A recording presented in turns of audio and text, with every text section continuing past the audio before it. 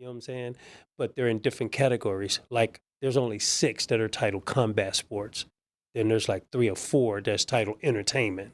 But it doesn't stop them from having a one-off sports. It just stops them from going exclusive. In other words, you can't do this but a couple times a year. You know what I'm saying? Interesting. So you have certain limitations depending Mhm. upon How whether you you do. classify? What are the 14 countries that they? All Latin American. Really? All Latin American countries in combat sports because those are your Oh, so when you title it saying, "Hey, we're doing combat sports," and they say mhm. this is the area that we Yeah, draw out these are on a the map. 14 countries because Huh. 480 million pay-per-view subscribers are in those 14 countries. So, and when you put on a fight, you're only looking to get what? I mean, with me, I only want 50,000. 50,000 at $99. No, 50,000 at 29.95. That's $2 million. And you know how easy it is to get 50,000 buyers? I mean, I don't It's know a lot very about. easy, I bro. was like, I don't know a lot So about you boxing. take a look Be at no, we're fair. not talking about boxing. We're talking about the structure of pay-per-view now. Okay. Okay. And live broadcast pay-per-view, okay, not streaming pay-per-view, okay, not video on demand via what is it? VOD, VODS, VODA. That's not my category. Okay.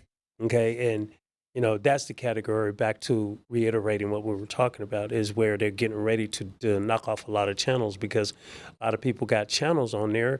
They have not invested $1 in promotions. They have not drove any traffic to those channels. They haven't done anything. It's channels just sitting there. What we call ghetto president status. Oh, I got a channel on Roku. You could go see my movies, but you've never received a Roku check. Two people viewed your movie in the last year. Hmm? 2 people viewed your movie in the last Yeah, year. yeah, that situation. Yeah. Interesting. Very, very interesting. I was curious because I've never really thought about Roku as like an endpoint. You don't have to have content on there 24/7, or do you have to See, have? the way that Roku is, the way that it is broken up, if we're ready, the way that it's broken up, see, Roku has more national viewers than Amazon. Amazon has more international viewers than Roku. So that's why they coexist. So Okay. depending on what you want to do, like I could block out the whole United States and never do a pay-per-view to them and just go 14 countries overseas. Or I could block out the 14 countries and just go pay-per-view in the United States. The United States is not big pay-per-view buyers anymore. So everybody pushes overseas. Well, I mean, I think arguably even when you look at like film, for instance, the bigger market is international Yeah, the VOD market as than it well. is like people wait for the domestic box office to happen, but they're like, we're waiting for the international presence of a movie before we determine like it's a success or failure, Hmm. right? And like some movies have had better international viewage than they have domestically. I don't I don't know them off the top of my head. Well, it goes back to when I was in the music industry. Okay. And I try to explain to people, and if you look at pay-per-view, it gives you the option to translate into multiple different languages depending on the encode of the region. Okay. Right? So in music, when I used to explain to people, this guy went platinum, but he didn't go platinum here in the United States because his music was translated into Asian, Mandarin, and everything else. He went platinum overseas. A lot of people never understood that. Yeah. I was just watching this social media influencer who was talking about how he has been building his organic social media following, but he found out that the most followers that he was getting as an English speaker here was not in the US, but was in South Korea. Hmm. And so he's like, if I get 10,000 likes on this post, I will move to South Korea and become a South Korean content creator. And I guess he got 10,000 likes. So now he's trying to move to South Korea Hey man, because that's look, where his I audience. have a Korean son, Okay. and his mother is from Seoul, and I went to Seoul way back in the day, man. When I guess it was as difficult as hell to fly out of SeaTac Airport and go to Seoul, but it was Yep. easy because you was right there at it. You know what I'm saying? Yeah. Seoul is an amazing city, man, and they've never had a problem with Americans. Yeah, South Koreans are very nice. Yeah, and their food I is haven't great. been. You But know, shit. I ended up having a son by one, so go figure. Shit. You know what I'm saying? Sure. Um, when it comes to metadata, you know, the OTT game, CTTV and IPTV, all the same. It's the same as social media. You have to meta tag your channel, you know, where it is the spiders, you know, in um, the telecom back end, Mhm. you know, draws attraction to your channel by the target market that how you keyword and metadata. So if he's putting Korean in his metadata, then that's why he's getting those viewers. And I try to He tell wasn't he wasn't putting any metadata in there. He just found out that he was organically being shared in Korea, and then that audience tended to be the one that he did something. I No, no, no, yeah, no, I agree. no. I mean, I Look, agree with no, you. no. I don't think he or nor I know what it was. Right, right, and that could be the It could be thing. something. But he did something, you know, for the spiders in Korea to grab a hold to his content. For the spiders in Korea. Spiders, meaning the zeros and ones on the internet that target. Yeah, I get Yeah, it. you know what I'm saying. I get So he did something. He did something, Yeah, but he may not know what he did, but he did something. I don't know either. But you Yeah, know what? By all means, now he's going to be a Korean. He's going to be a Korean content creator. So we're here. We're live. We're on the show. Welcome. We're on the Run Show podcast here at FQS. Thanks guys for tuning in. My name's Cody.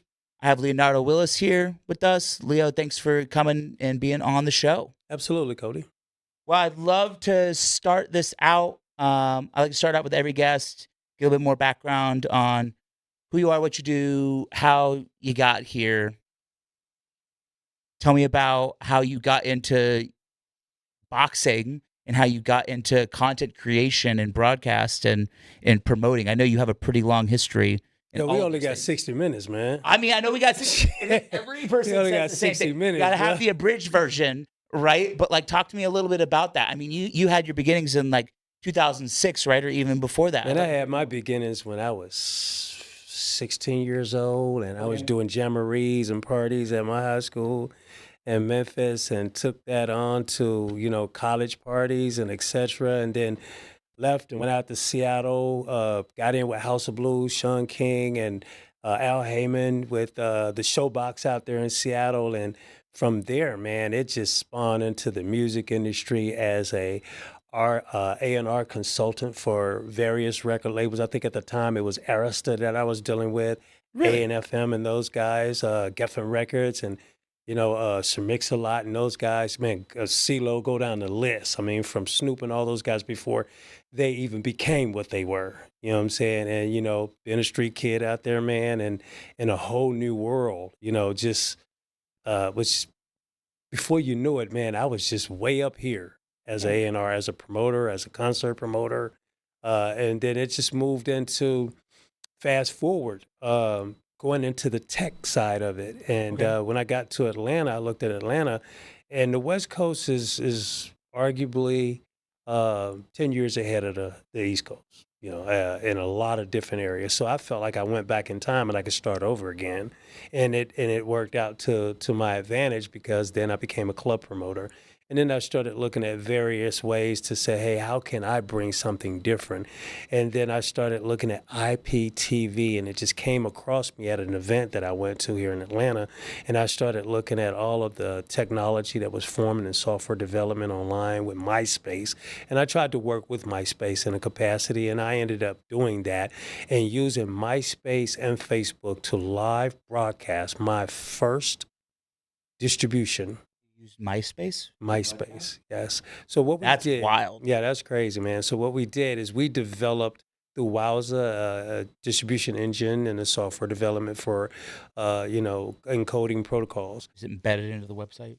So we used the old WJS player, and if anybody out there, man, they'll know exactly how far that goes back.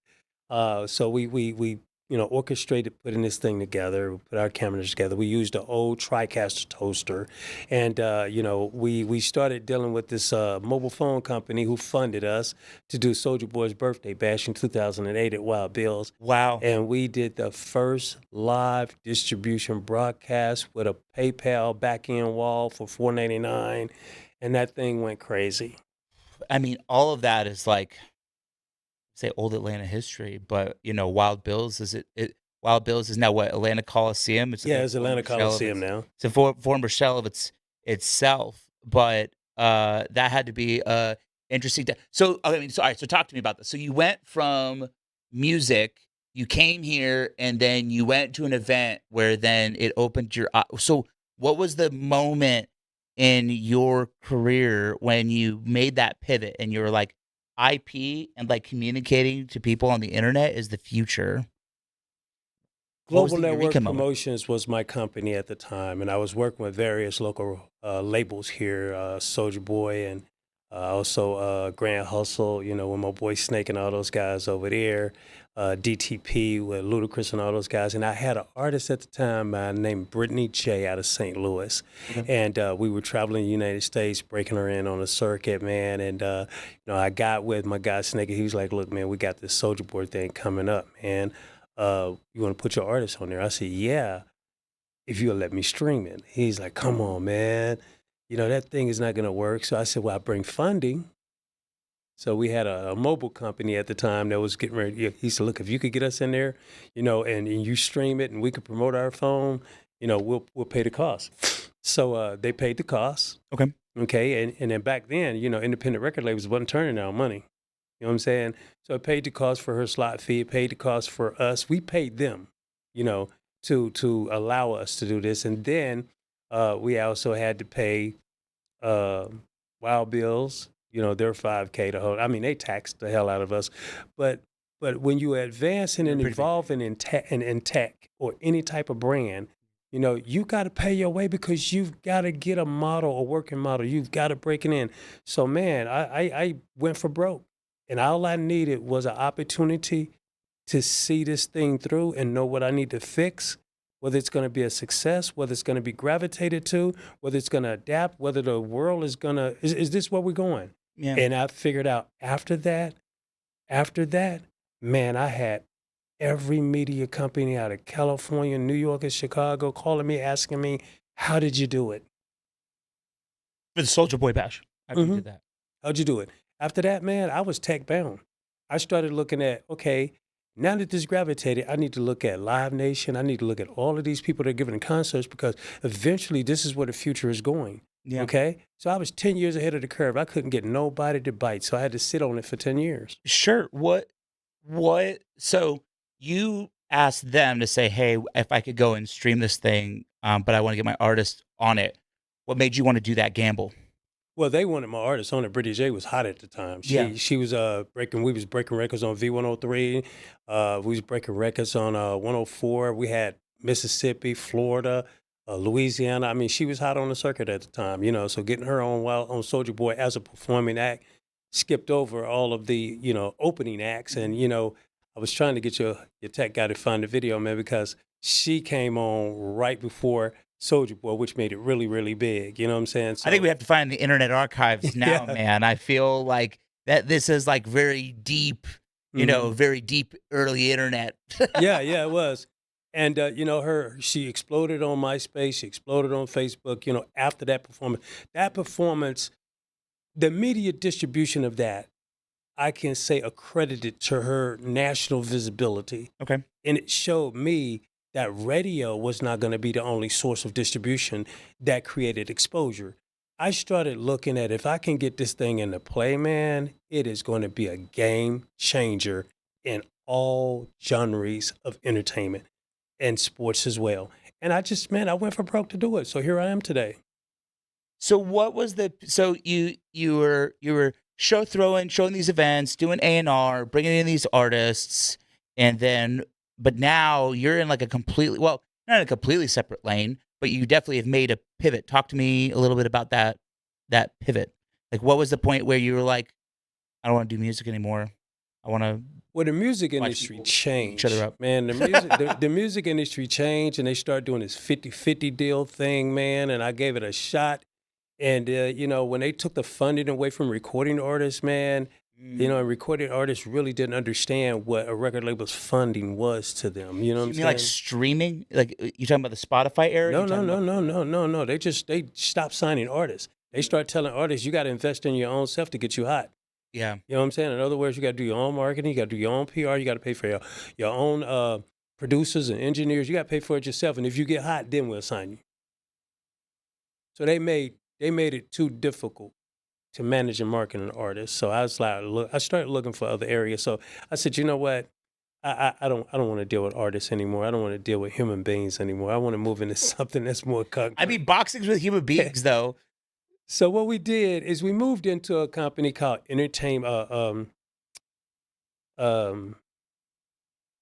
Events World Television. Moved into that. Okay, Events World Television was the first company that we came about, and the concerts were not really ready to get involved with it. City Winery was the first person gave me a shot at it. You know what I'm saying? Really? Yeah, Okay. yeah. In Atlanta. And we did good with that. But then I I looked think you at. found it, by the way. Hey, you found there it is. There it is. You found. Hey, bro, you put your work in, Tech. At the end of this, you'll see me and Soldier Boy and all those guys and Wild Bills, Grand Hustle, all them guys at the end. And there's Brittany. Yeah, absolutely, man. So we put that thing together, man, and we live streamed that thing, man, and it went bananas in front of 4,000 people that they packed in the Wild Bills. Wild Bills is definitely a large venue. Yeah. Yeah, they can fit a lot of people. So Back to your point. You had made a new company. yeah, I made a new company. So I looked at the demand, and right then and there, it was, in the entertainment industry, you have constraints. You have a circle of people that control it. You know what I'm saying? And they just was not ready for that type of service to come in and interrupt their money train. So I started looking at sports. How can I, pivot? And then I looked at boxing. And when I looked at boxing was coming from behind a very damaged and corrupt IBF, federal probe. And I said, hey, here's that window for me to get in. So when boxing. What year was that, by the way? Man, I think that was 2012. Okay, 2012. All right, gotcha. Yeah. So I was like, look, here's my window. Here's my window. I've been sitting on this, draining my pockets. Here's my time to get into something that I think is going to catch traction. Okay.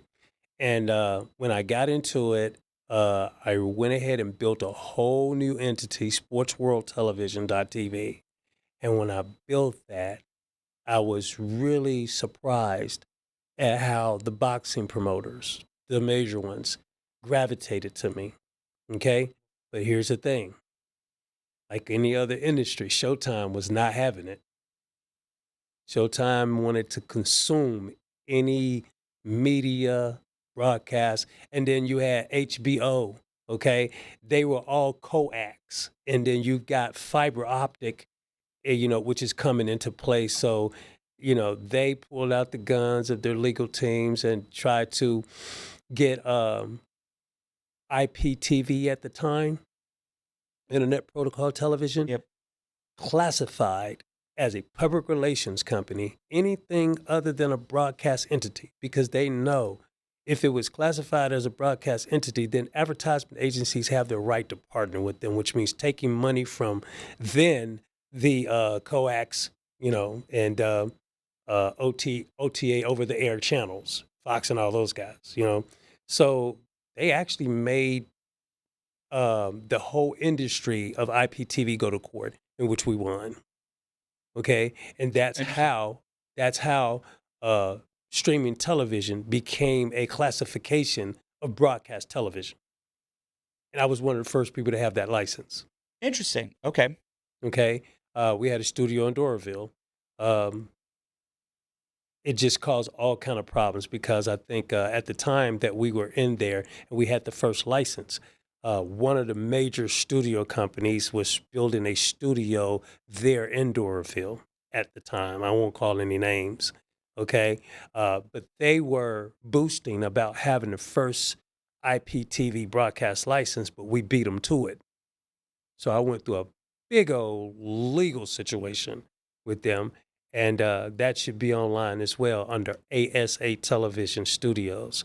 Okay. Okay. And with that one, you'll see where we had my team and I, my ex, we were together. We had to challenge the city of Doraville because Doraville kind of erred in their agreement with this particular studio as Okay. being the first IPT broadcast television studio. But the small studio beat them to the punch and became licensed before anyone. So again, we had to move past. So I spoke with the city of Chamblee. And that's why the city of Chamblee became the biggest, smallest film-friendly city in Georgia. They went after uh, new innovative ideas in the content industry. And Chamblee and they already had all of the consignment places there and where they were retrofitting sets and stages. So they got all the consignment stores there where half the movie industry goes to Chamblee to, find all of their set dressing and everything. So we opened up ASA Television Studios Chamblee. And then that's where we took off. We started streaming shows. Girl Talk TV show was my then, spouse's talk show. So her talk show was the first talk show, spelled with the U, Gurl, Girl Talk TV show, was the first show to take off and become a talk show series on IPTV, and right here out of Georgia. So we made history in all kind of different places and areas. And from there, man, we just expanded. We had the biggest green screen and the biggest um augmented reality test product beta program. Okay. I mean, we were doing a lot. We were just having fun experimenting with everything, man. And it was, those days were some of the best days, man, because I got a chance to really, dig into exploring, and that's what got me here today is because I put my money where my mouth is, and I had fun building what is today Sports World Television. So talk to me a little bit more about Sports World Television. So you went from IPTV, and I mean, I could see more of an evolution now to kind of where you're at. What made you want to take boxing to IPTV now to the point of saying, "Hey, I want to do a fast channel. I want to go and be a promoter. I want to be, uh, I want to be throwing these fights and do the whole vertical integration." Because in 2015, Roku reached out to me and they were just developing their categories and they were looking at pay-per-view. And I advised and consulted a little bit with them in exchange for me having a channel on there. So I have two Smart. channels on there, okay? I have Events World Television on there, which is the only concert and festival pay-per-view channel on there, Okay. okay? And then I have Sports World Television on there, which is number 6 in the combat sports industry behind DAZN, Netflix, Fight TV, Trilla, and what is it, ESPN Knockout. So those are your combat sports television, and I'm number 6, I'm the baby. And with that, I got more traction from brands, I got more traction from promoters, and it was easier to build a fan base. So from 2015 up to now, that's where I've stuck to it. And I let the market catch up to me because I was still 10 years ahead of it. So in 2022, we start putting on our first fights over at Norcross, 6100 Live Oak, okay? We took that 3,000 capacity venue, we retrofitted it into live broadcast television. We created a on-premises command station in there. We put our PTZ cameras up. In 2023, we started launching fights, man. And I did not open it up to the public. I only opened it up to, politicians, brands, and, different companies that would potentially be my partners, okay? Black Sheep Tequila was the first one jumped on board, man. Those Black Sheep guys. Tequila. Yeah, Black Sheep Got to Tequila give it to an jumped on. alcohol brand, Yeah, right? man, Black Sheep Tequila jumped on board and paid some bills for us, man, and got us going. And we put that first fight on with I acquired 2 or 3 different promoters. Southpaw Promotions out of Tennessee. Billy Blia came on board, man, and he handled all the production with all of the fight coordination, fight matching, fight licensing, and as a telecom to a boxing promoter, man, we created a whole new boxing brand and telecom. And after the second, third fight, man, we were in the game. We were official.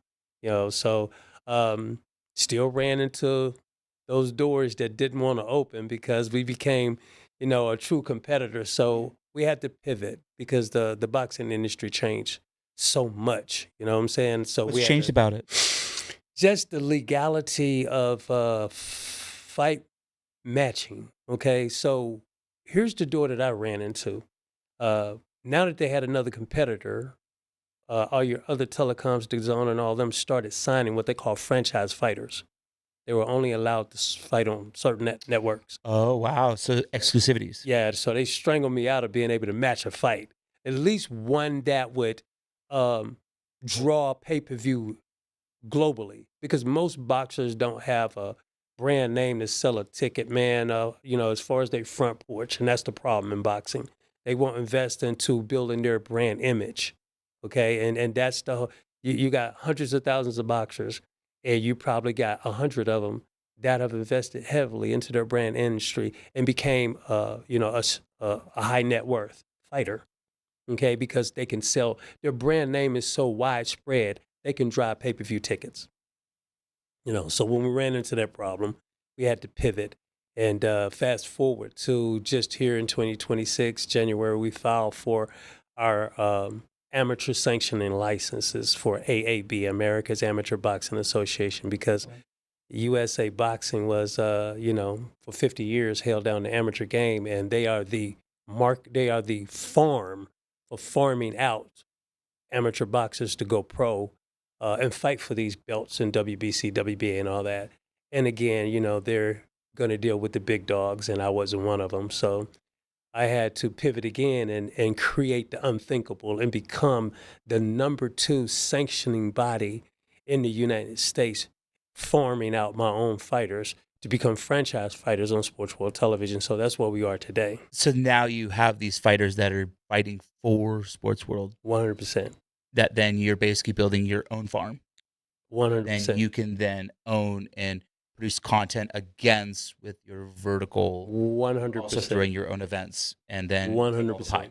So I had to create my own fighters, undercard fighters, and sign them to AAB, and with a clause that explains to them, if we build your brand, if we educate you, we take you through a South American belt tour, and you come back to the United States with 3, 4 different belts, which makes you eligible to be a championship name. And then once we debut you for your first pro fight, Sports World Television has the first right of refusal to sign you or release you to any other promoters. Interesting. So we cherry pick the best ones, sign them to a pay-per-view deal with Sports World Television, put them under the promotional management of Sports World Boxing, and now we're in the game. That's interesting.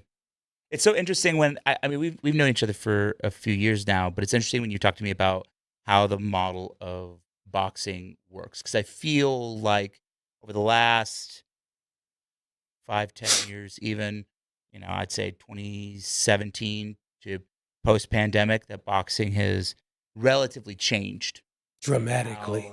How even what would be considered like main pay-per-view fights, like what they're about. It seems less about the championships, more about the exhibitions, less about the fighting, more about the drama.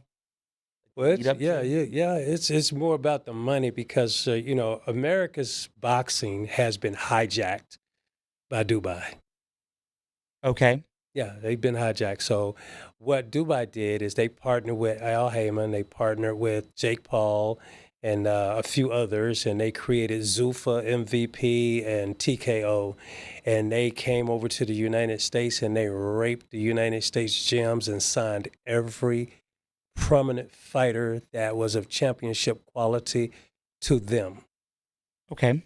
Okay, so I don't have a problem with that, man. Take them on, bro, because what it does is it leaves a whole bunch of vacant belts for Sports World Television to fill and Sports World Boxing to put on more shows and preserve the American boxing tradition. Let them have all of them that want to run over there.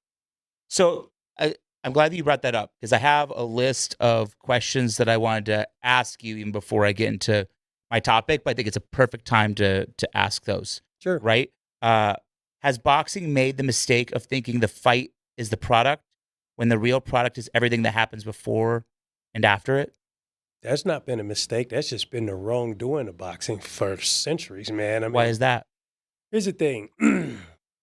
The reason that there's only a handful of fighters that can actually become champions is because, boxing belt organizations, they have a protocol in which you have to, rank in, and they control that ranking, okay?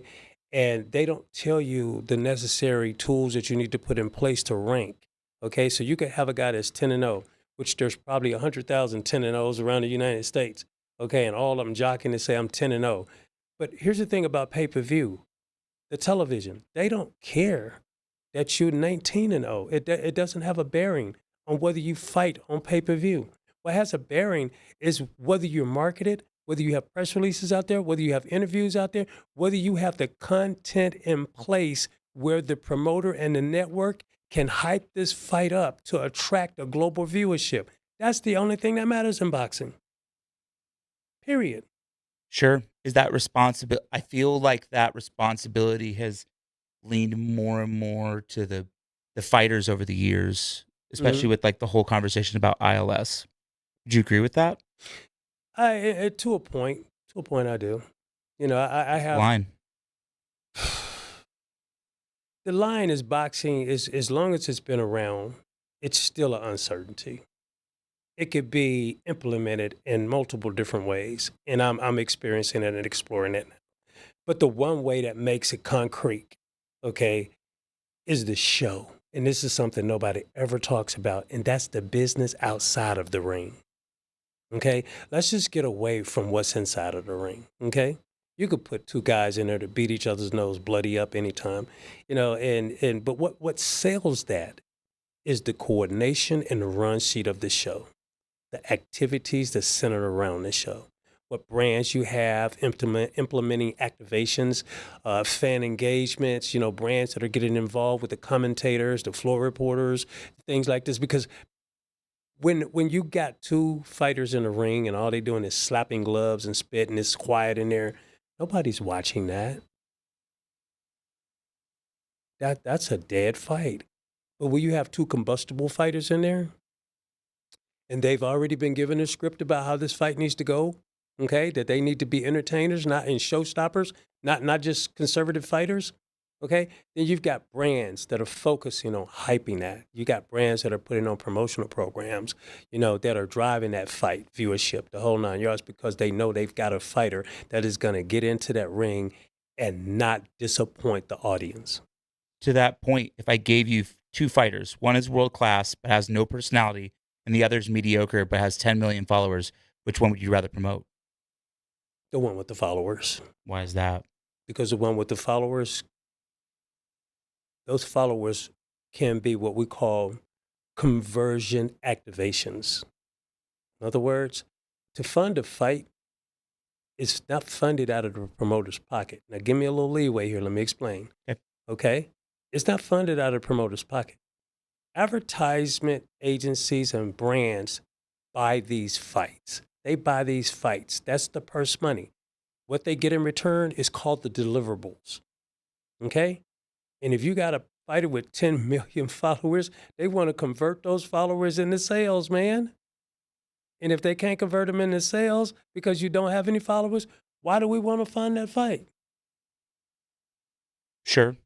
I think the question becomes back to whether or not the the if you have a fighter and the fighter's not good, like for it kind of goes back to like the Jake Paul conundrum, right? Where you have people who are fighting for like the That's a great debonair of example, it. by the way. Yeah, the debonair of it, right? Versus fighting for the professionalism of what fighting is, where it's like you have a world champion fighter who, like, yeah, you know what? Maybe he doesn't have the social media following of Jake Paul, but he's a great fighter, and that he's knocking people out, and like he's in the rounds to go to like the world championship. I don't know much about boxing, so whatever the world's is, that's where he's going, right? Let me give you the best example you're trying to explain. Okay, let's yeah, go to Mike Tyson and Jake Paul. Come on, man. That's the yes. historic world. Yeah.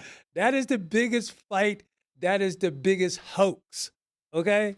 Yep. That was strictly about money, and that was strictly about Netflix.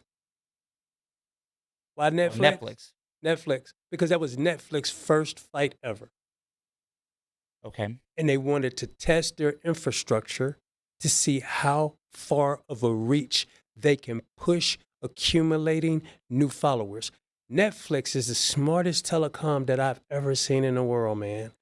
You know, they wanted to put on a fight. They sit back for years and let everybody do their thing before they wanted to come in and show everybody who is king. Netflix started this whole OTT revolution. Without Netflix, there wouldn't have been an Amazon or a Roku. Okay? So what Netflix did, they said, we're going to give it away free.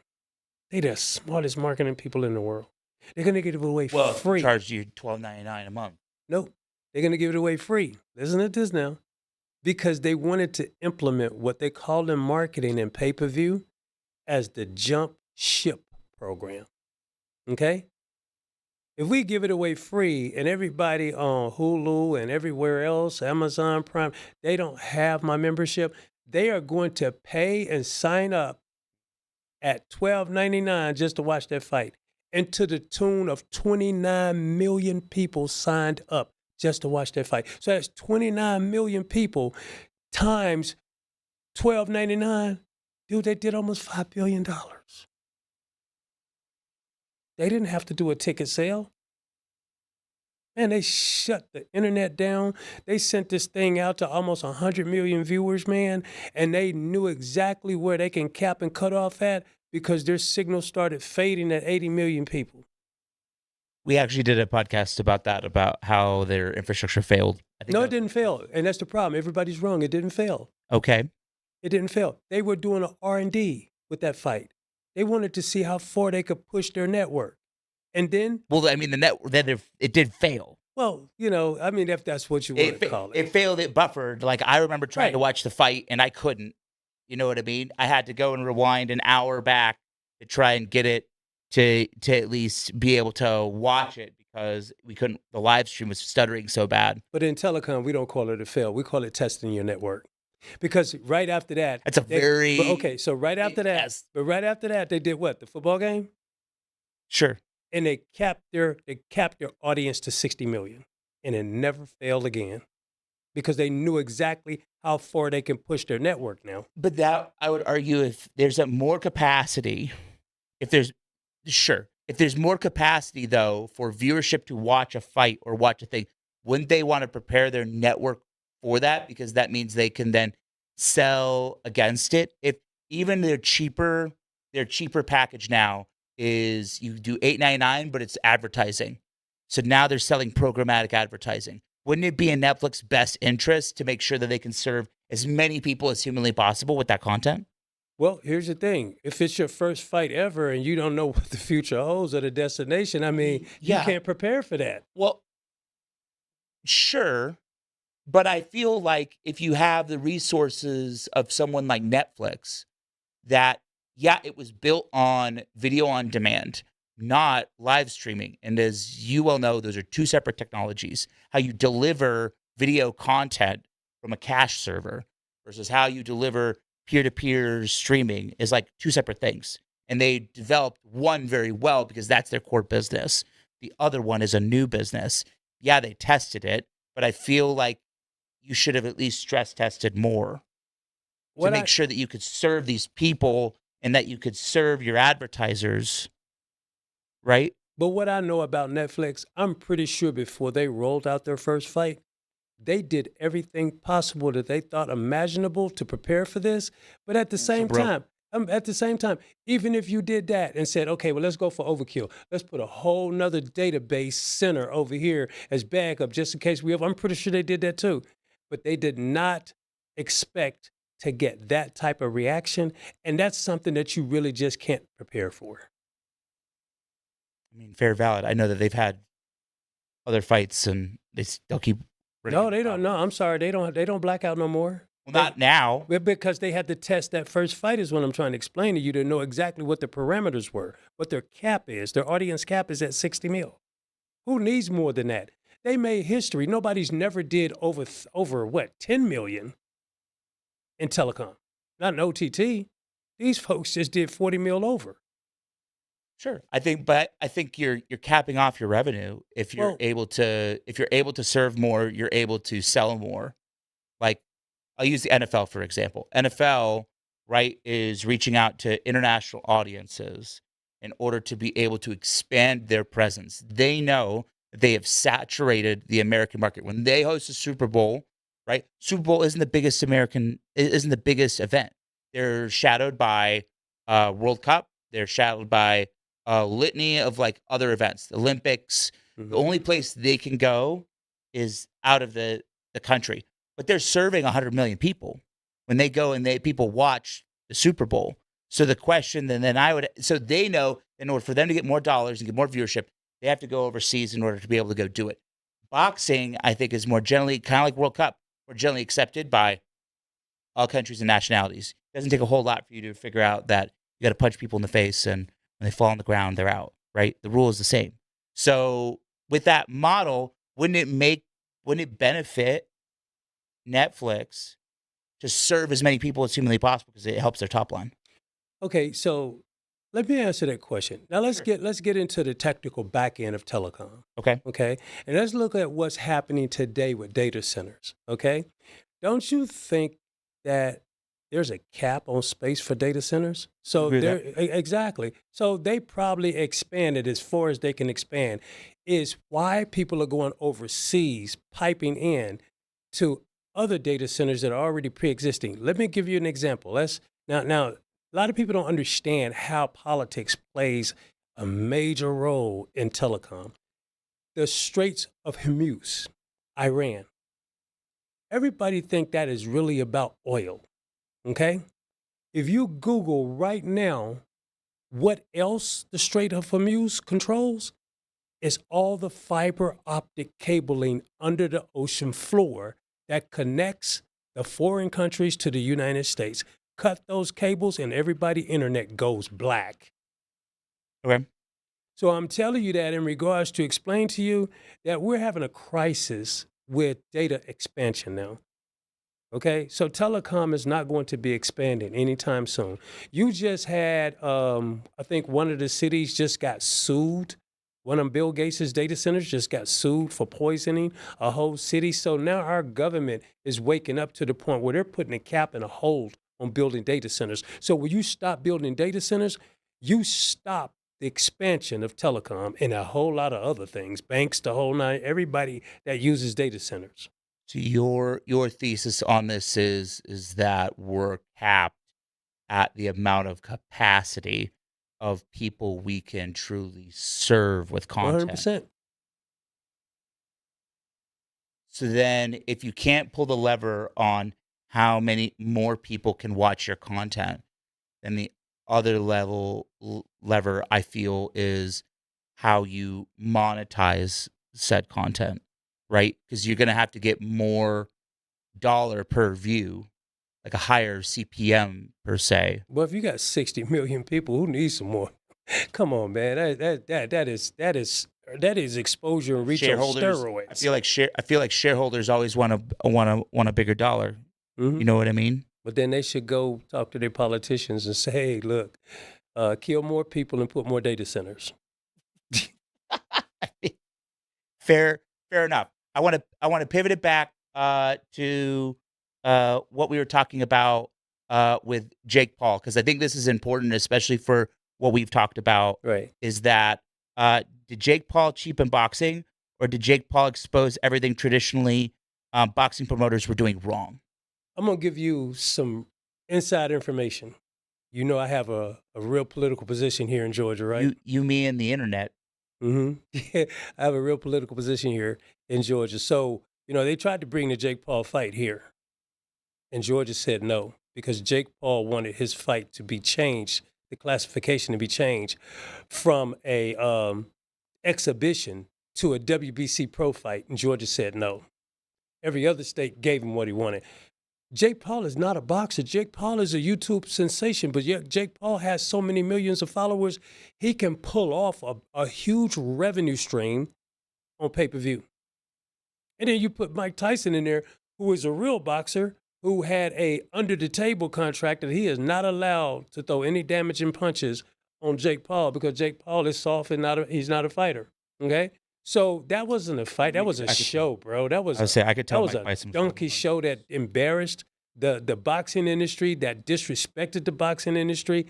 And a lot of fighters that they asked to fight on that card said, no, man, I'm a real fighter. I'm not fighting on that card. So to that point, I would say even the last 4 or 5 pay-per-views, I feel, have been more show ponies than they've been actual fights. If you look at Exactly. Conor McGregor versus Money Mayweather, if you look at Manny Pacquiao versus Mayweather, if you look at, and I mean, I would say Manny Pacquiao is actually a true seasoned fighter, and Yeah, Mayweather just knows Mayweather is a true seasoned fighter. He just knows how to milk it for money.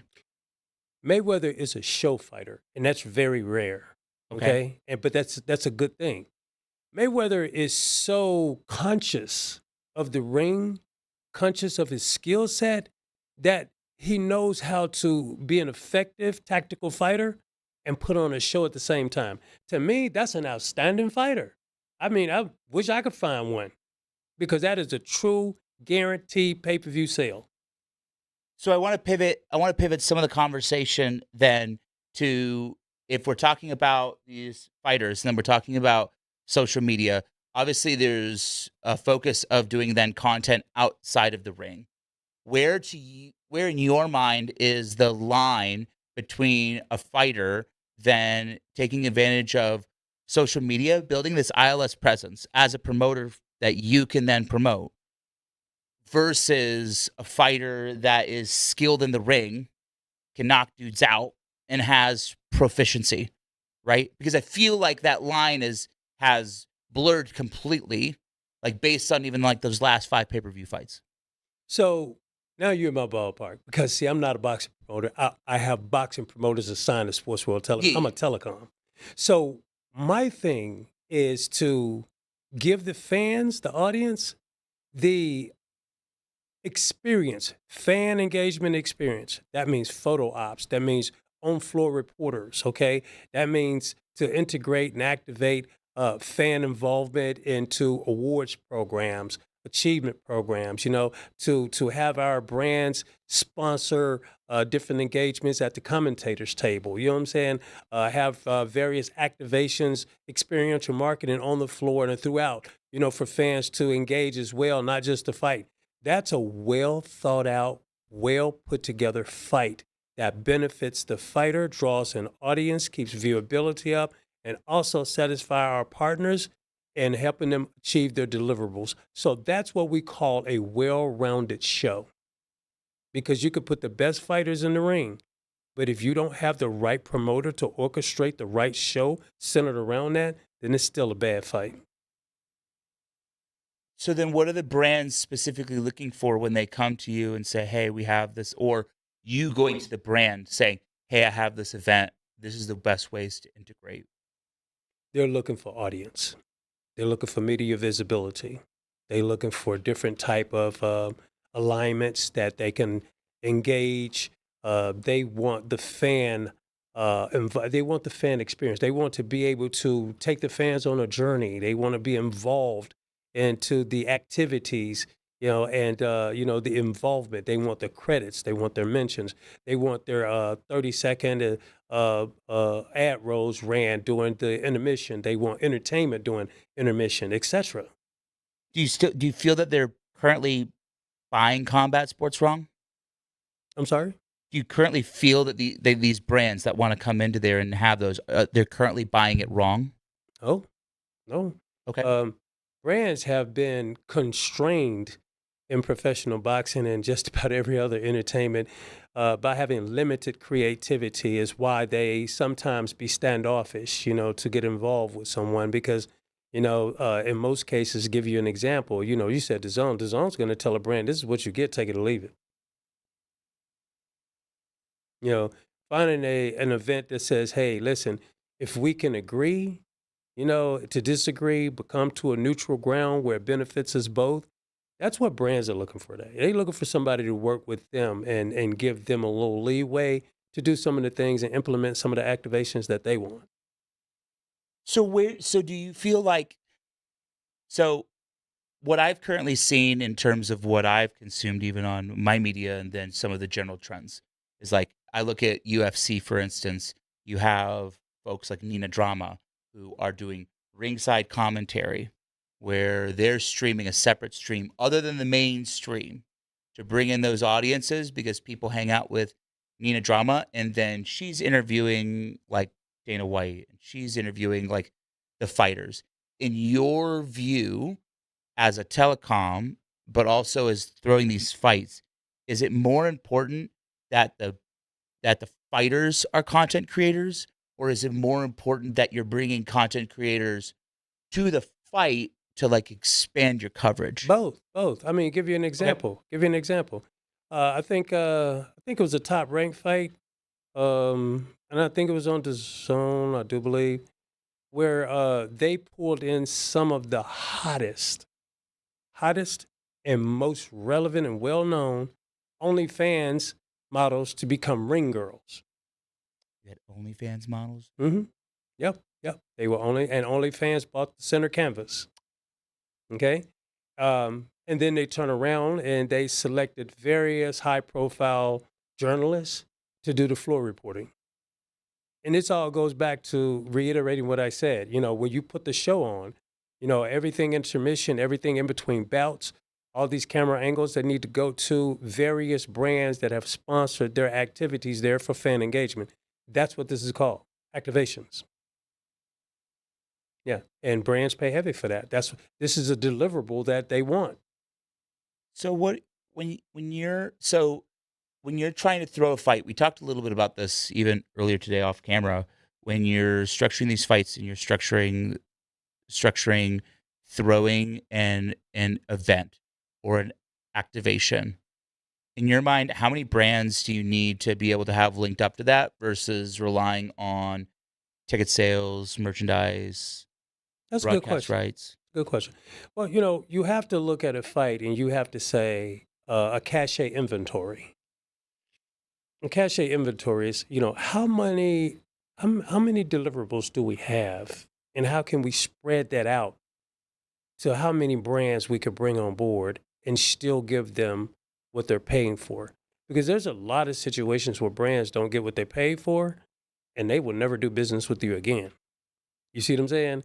Uh, Double booking, double selling. Double booking? Yeah, double booking spaces. Let's say, hey, Oh, I gave this to Affleck, but then Progressive is over here and they had it too, and my coordinator don't know where the screw up went. Well, you double sold it. That's where it went. And you say that they are here now, and it's too late to sort it out. So make a space for them. It's bad business, but it happens. okay. You know what I'm saying? Um, no, understanding your inventory, your cache inventory, and before you go approach any brand and understanding what you can offer, okay? Because brands are going to fire back and they're going to ask for 5 times more than what you're offering them for their money. So, you have to be an experienced negotiator. You have to know that if I only put this much inventory out there because I know they're going to ask for this, I'll keep this on reserve. So when they ask for this, I'll be able to give this brand that piece, this brand this piece, and this is what's left over when I talk to my last brand. Interesting. I have one other question. So what we talked a little bit about boxing. We've talked a little bit about the the setup of it, right? We've talked about that you're focusing on the amateur side of it. we've also talked about like the show pony parts of it. Do you feel that that boxing is corrupt in a way in which 1000%. what's the most part of it being corrupt? Is it the judges? Is it the promoters? Is it 360. okay? 360. Every area that they can potentially involve increasing revenue from uh, providing information to Las Vegas and other casinos ahead of the time, to structuring contracts that people know the outcome of the fight. Go down the list. I mean, Jake Paul, everybody knew that Jake Paul was going to win the fight. Do you? Well, I was So gonna how you know say, did but the betting go? do you feel that even culture gambling has made that worse? Work. That you have obviously Polymarket, Kalshi, these others now that you can. It's even outside of sports gambling, Mm-hmm. right? Which I feel boxing gambling was a part of that, but now you have culture gambling. So you feel that. So is there a world where it? What's the solve then? If we already know that the fight's thrown, right? Then is it that you're removing all of it to go back to pure boxing? I mean, That's my goal, the next generation of boxing. Because here's the thing, the one thing that the world tells anybody and everybody, and that is that you have a choice, okay? You have a choice. So if a boxing promotions company chooses not to get involved into throwing fights, they need to, one, own their own telecom. I do. Two, have a set of promoters, okay, that understand we're not going to play that game. I do. Okay. Three, have your own farm where you can generate and produce your own championship fighters for years to come. AAB, I do. And this is why I have worked over the last 15, 16 years to put this thing together. And it took that long to do it because what you're up against to do that, the doors are just not going to give it to you. You got to go take it. as a part of fostering some of this newer content in fighters, are you also investing in them content wise in terms of how they need to present themselves on the internet? 1,000,000%. And that was the biggest focus point about America's Amateur Boxing Association is we have a built-in marketing and promotion standard that every Interesting. boxer has to fulfill throughout their amateur journey. We shorten the time that they fight. There's no more of these 200 and 150. I'm 301 and I've never fought a pro fight. Your career has been over. We have a short, compartmentalized program that says at 16 you could spar, but you can't fight. Okay? And that's why we put on the sparring events once a month and invite other gyms to come over and spar against our fighters. Okay. Once they turn 18, we debut them in their championship and their amateur. I'm sorry. We debut them as their amateur. They have 2 years to fight at least 20 fights to 50 fights at max. Okay. And then we debut them pro. While their organs are still intact, they're still healthy, their brain is still healthy, and they've got 10 years to become a champion and retire early with their life still intact. Interesting. What is the marketing? If you could show me the marketing for what that plan is, what does that look like for you? So the marketing that we built inside is to focus more on helping our fighters create the correct content that shows them in the best light, to help them with their social media reach and marketing so they'll be prepared for a NIL deal and let it roll from there. Once they get an NIL deal, then brands within that NIL deal through that aligned company that we're working with NIL seeks out their endorsements. They become monetized before they turn pro. Same thing that my good friend Deion Sanders did with his kids. He invented this model, man. And I'm not going to be the one that don't gravitate to it. Man, I ran to it like a moth to a flame, man. I mean, shit, it's what it is, man. I mean, listen, if you could take a kid and save their life by helping them keep their organs intact, by shortening the time that they have to achieve their goals and polish up and learn the tactical skills that they need to be a safe and healthy fighter in the ring, then that gives them 10 years to make their mark in the Hall of Fame of boxing and retire and still be able to take care of their families and not walk around here like most of these fighters are now on crutches, barely can move. I was looking at Mike Tyson, man, one time. He's like barely move. He tried to suck it up, and walk in front of the camera, but you could tell he hurting. I mean, boxing is a very damaging sport. Very damaging, man. Yeah, it's a part of the I would say even the same thing for football Right. or any of these contact sports, right? It's that. So what does that look like then? So talk to me about that marketing plan beyond the sport. Obviously, building their content and building their profile. That marketing plan beyond the sports is the difference between us and USAB, which does collegiate and Olympic. We take fighters pro. We want fighters to be compensated. We want them to be able to earn. We don't want them to go 5, 6 years, 400 fights, and then get out and nobody wants to deal with them because the industry understands that they're all used up health-wise. They're a health risk. 200 fights as an amateur, 150 fights as an amateur. Come on, man. You're going to die on somebody's watch possibly. You know what I'm saying? Yeah. You're going to get the wrong punch after having 3,000 of them, and it's going to be a wrap. It's true. So, AAB, we designed a great program, and rolling it out this 2026 has been the best thing that I've found to really be fun and I'm proud of. So it's a content game with AAB. Everything is about building the fighter outside of the ring while their coaches build them inside of the ring. We work in conjunction with the coaches. Most programs try to control the coaches the whole 9 yards. We just signed on probably 6 coaches as official AAB coaches. They'll be getting their badges here shortly. So in our next event, they should be branded up really good. I'm just having fun rolling this program out, this first season. That's exciting. I know we're running out of time. We're kind of running to the end of the podcast. But I had some wrap up questions. Sure. That I wanted to go through. If you were advising a 20-year-old fighter today who could become a champion, what would you tell them to build outside of the ring before anybody knows their name? I would tell them to build as much professional content as possible, get away from their phones, find a professional content studio, get on interviews, get the press releases done, find a public relations company, and let that public relations company coach them on how to conduct themselves in front of a camera, build the right content. The right content. The right content means the content that shows you in a professional light, does not show your stupid side, does not show your silly side. It shows the side that tells a brand that they don't mind putting their brand next to you. That's the biggest thing.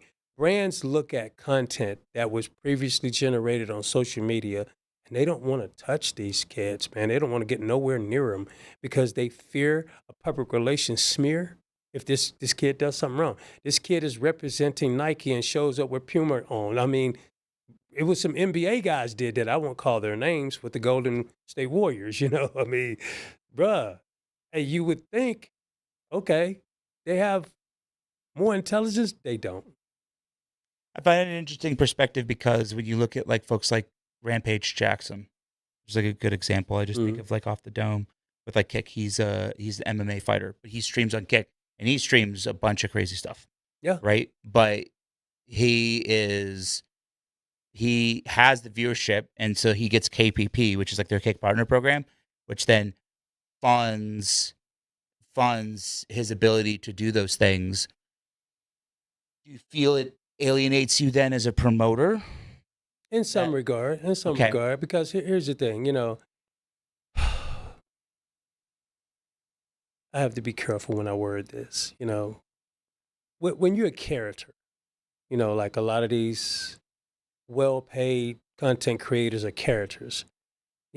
There's select brands that won't go nowhere near them. So they find offbeat brands, give them a lot of money, but it's like an actor that's, in a really off role, and none of the serious major movies are going to touch you because they don't want that clown mess on their set. They just don't see working with you is going to, meet their initiatives or the quality and aesthetics. I mean, that's what you get. So when I say the right way, I mean showing, fighters how not to be taken as a clown and a character, but to be taken serious, that kind of content. Because that's what brands are going to gravitate to. And that's the brands that they need to be able to excel in 100%. that. I mean, yeah, you don't see Nike going and being on Kick yet. Maybe, Exactly. we'll see. Interesting. Well, to wrap it up, you've spent years betting on combat sports media. What do you believe about where this industry is going that most people in boxing still think you're wrong about? Like stacks and plaid pants and, polyester slacks, man, it all comes back around, man. It's like Okay. it's a big circular cycle, man.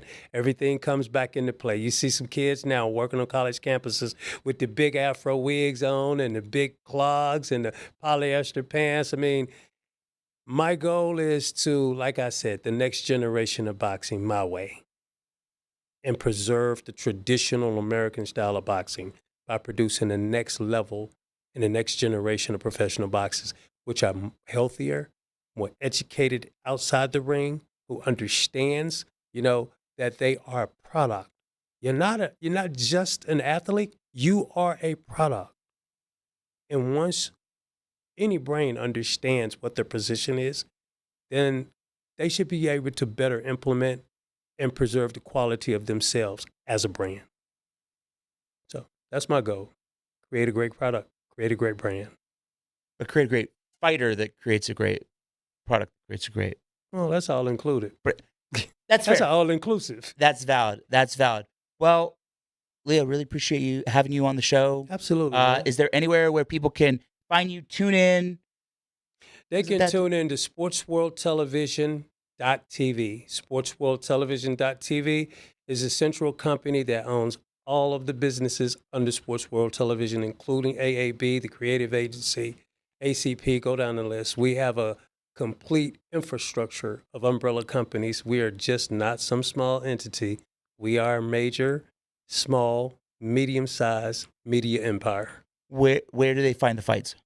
They find the fights at sportsworldtelevision.tv on the calendar page. Oh, so they find them on the. So you just go 100%. there and find everything that you need to know. You'll find about everything. There you all are, right fights there. and all the stuff. Everything.